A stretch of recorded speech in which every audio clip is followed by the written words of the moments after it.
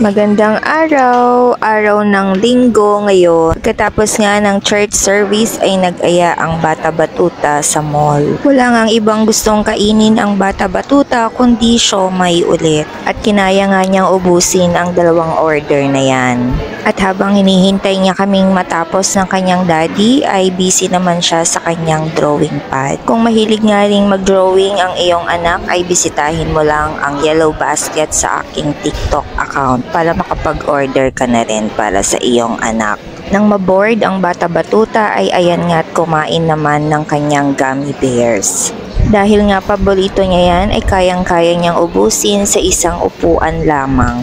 At nang matapos nga kaming kumain ay ayan at naglibot-libot muna kami sa loob ng mall. Nadaanan nga ito ni Bata Batuta nang kami ay mag-CR kaya naman nag-request siya na kung pwede daw siyang mag-try at sumakay. Ayan at ini-enjoy na niyang mag-ikot-ikot.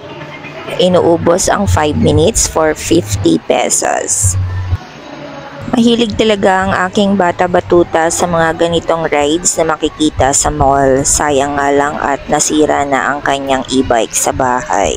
Na-enjoy talaga niya ang pagda-drive.